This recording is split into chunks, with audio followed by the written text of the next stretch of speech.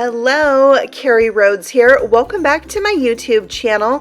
In today's video, I'm excited to be sharing a digital image from the Not Too Shabby shop. This image is part of a 3-set collection called Watermelon Popsicle. I chose the one with the sentiment on it that says nothing is in Popsicle. So cute. So this image I love because it brings about the feeling of summer. I decided to color my images in with my Arteza Expert colored pencils. So I have 3 colors I'm going to be using here: peaches and cream, blood orange, and rose red. I liked these because they have a hint of coral, and I feel like that is the look of watermelon that I was going for. Like in my mind, I can see how the red kind of fades into a little bit of a coral color. So that's the look I'm going for here today. And when I color with colored pencils, there's a few things that I like. I like to have a sharp pencil. I like to color in light layers. I always start out very light and then I build up the layers and create my shadows and my highlights that way.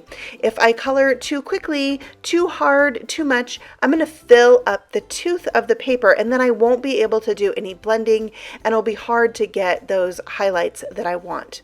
So I just start with my lightest color and then my medium shade and then my dark shade, and I go back and forth and back and forth.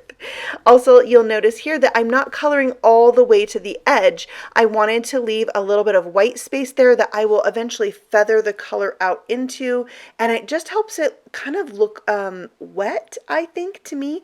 So that's what I'm doing here, just back and forth between the 3 colors, building up those layers. Also, I wanted to mention that this is my first project as part of the digital stamp design team for Not Too Shabby. So I'm really excited to be a part of this team, and digital stamps are somewhat new to me. I have only colored with them a handful of times, and maybe not even a handful, but I did color an image from the Not Too Shabby shop in a video that I did last month, and it was a cupcake, and it was like so cute.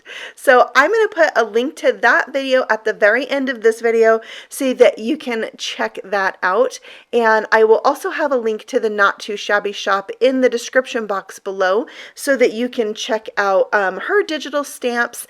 And she also has a ton of other things with like really good prices and like freebies, you know, like if you order so much type of thing. Anyway, it's a really great place to find good deals. So I'll link that for you below.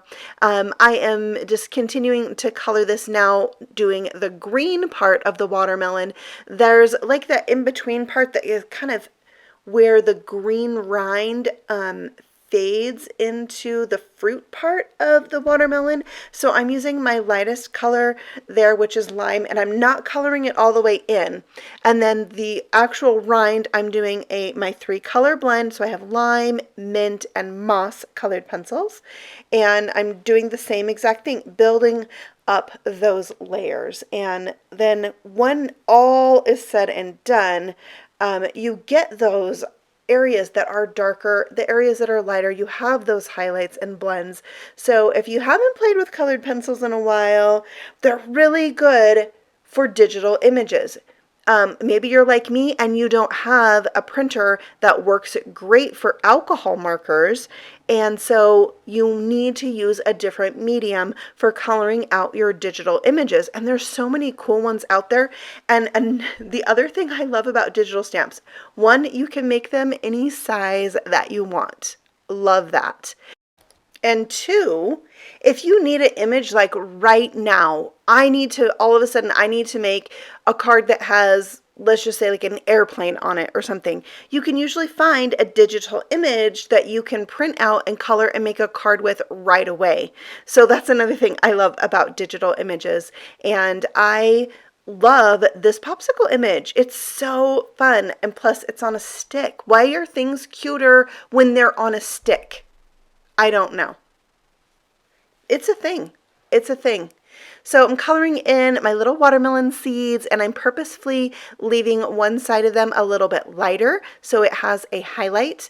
And then I'm going to bring in the magic sauce, which is Gamsol. Now, when I'm coloring with colored pencils, I don't always use Gamsol. I sometimes just use my blending stump without, and so I'm torn about it. Sometimes I want to use it and sometimes I don't. This image was really big. I felt like I tried to color a little bit faster because I was doing it for a video, and so there's a lot of pencil marks on this particular image, and so I feel like Gamsol is the magic sauce for today. So I will bring that out in just a second. You'll notice that it's in a glass jar. That's because I shared it, like a giant jar of it, with some friends. So I have my blending stump there that I'm just kind of cleaning off or sharpening up with a piece of sanding paper on that stick there. And then I put my Gamsol on a paper towel and I touch the tip of my blending stump to that paper towel so I don't have too much on there. And then I'm going to use that blending stump just to soften out this coloring, and you can see it helps blend them together, the colors together. It softens it out and gives it less pencil lines, like it's softening out those pencil lines. So I use the other end for the green. I don't want to cross-contaminate, so you might have to clean it off in between if you don't have enough sides of your blending stump, and I really avoided the black seeds. And that finishes up the coloring and blending of my watermelon popsicle. And now I'm going to cut it out. I like to do this like, you know, people like dirty ice a cake, like you just slap some frosting on there and then you do the really nice layer of frosting. That's what I do when I cut things out, when I fussy cut.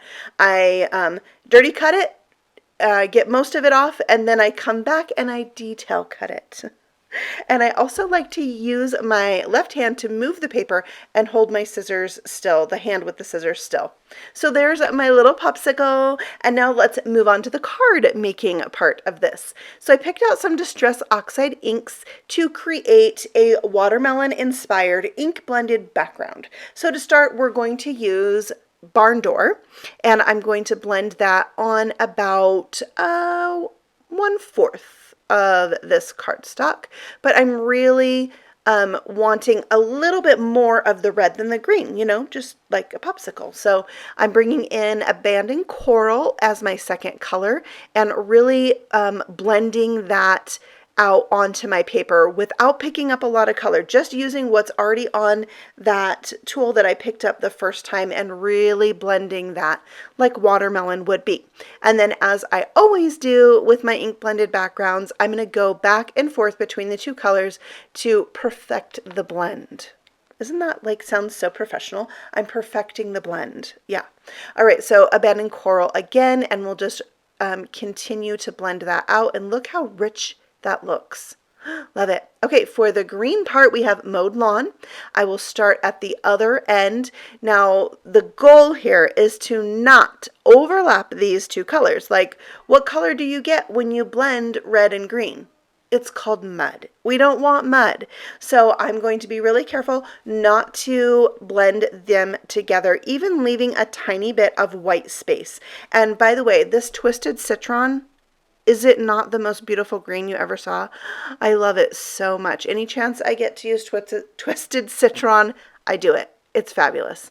So I'm going back and forth between those two colors, perfecting my blend, and then I will come back one more time with the sponge or dauber that has my Abandoned Coral on it and just sneak up towards that green. So there's the tiniest, slightest white space between the two colors, and I couldn't be more happy with how it turned out. Like, in my mind, it was fabulous, but you never know. You never know when you put it down on paper if it's going to be the same thing that's in your head, right?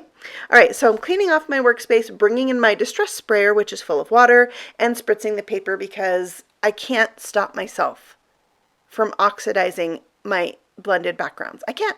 And then I'll let that set for just a second and pick up the excess water with a paper towel. And of course, it's yummy and fabulous.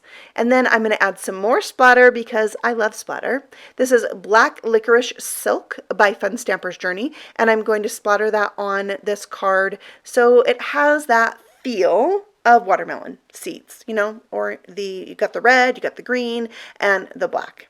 It's perfect. Love this background. Like, I would just hang this up and look at it. It would make me so happy. This is the Rainbows die set by Avery Elle. It has some dies that cut out some raindrops, but they're also watermelon seeds. So I cut out 157, just kidding. It was really only 38 seeds, and I put them inside a shaker. But here's the little thing that went wrong. I did not record that part. So I ended up recording a second part to show you how I made the shaker on this card, since that part got lost, which turned into me making a second card. So let's flip over to that. I'll show you how I made this shaker and put it all together, and you'll see like a little bit of a bonus card. So I took this die, which is from Lawn Fawn, and cut out a scalloped rectangle. You can see the die set there. It has 4 different dies in the set. It's the stitched inside out. It has a long name. I'm going to put it on the screen. Outside, yeah, I'm going to put it on the screen. So I'm going to keep the outside part, and that is going to become the frame for the shaker card. So in the original card, I die cut this from black glitter cardstock because my watermelon seeds were a mix of black glitter cardstock and black cardstock. I glued a window sheet onto the back of that, and I thought to make this second card quicker, I would use some pattern paper. I loved this Christmas paper. Like, it felt very watermelon-y to me, but then in the end I decided not to use it because the green was not quite right. So I used my anti-static powder tool around that foam adhesive that I added to the back to reduce the static and stickiness. And I am picking out a new pattern paper, and I decided in the end to go with the polka dots. I die cut some more black seeds, only like 20 this time, and then I was going to put those in as my shaker, but you see all that red mess over there to the side? No. Let me show you what happened. I decided, oh, these would be fun to use, right? These red confetti things. They were too red for the background, too red for my watermelon. So I decided I don't like these. I'm going to just pour them right back in. They didn't pour. They made a giant mess. So I'm sure that has happened to you before, right? Do you ever make a mess when you craft? Only every time. I make a giant mess every time. All right, so I stuck with just the black seeds instead of a mix of the black seeds and that red confetti business, and I think it turned out fine. So then I attached that shaker piece to a card base, and then I'm attaching my watermelon, just gluing that right on top of the window sheet. I'm going to add a red bow to this one. It just needed a little bit more red in the whole card, so I tied that, but I'll set it aside, and I'm going to bring in some Journey Glaze and glaze my entire popsicle. So I'm outlining it, and then I'll come back and just, you'll see I'm not completely filling it in, but just adding a little more. Then I'm going to use the tip to spread it out since I am covering such a large image. So I'm just using that tip to kind of spread that out. And sometimes you get little bubbles or pits. I try to, take care of those with the tip as well. And that is going to give it that really shiny, wet look that I love. And then I just put a dot to where I wanted my bow to go, and I'll let that dry. And then I felt like there was just too much black. So I brought in a piece of candy apple cardstock, that same die, and I'm going to cut it out and then trim off the scallop part where it's perforated. And I thought, there's no way this is going to line up right. It's just like not possible. So I was a little nervous, not sure what was going to happen here, but it actually worked out. So once I got that trimmed off, I was able to glue that frame on, and it was just what this card needed. So that's how I put together the shaker cards, and now I'm going to bring in both of them so you can check them both out and see the 2 cards. It was really supposed to be 1 card today, but now we have a bonus shaker card, and I really love how they turned out, especially card number 1 with that ink blended background. So cool. So I just want to say thank you for stopping by and watching me stamp. I love sharing my creations with you, and I would love for you to let me know which card is your favorite. I always like to hear your guys' thoughts and comments, and if you have trouble with spilling sequins on your desk and stuff like that. So chat with me down below, and I will be back again very soon with another video. Happy stamping! Bye!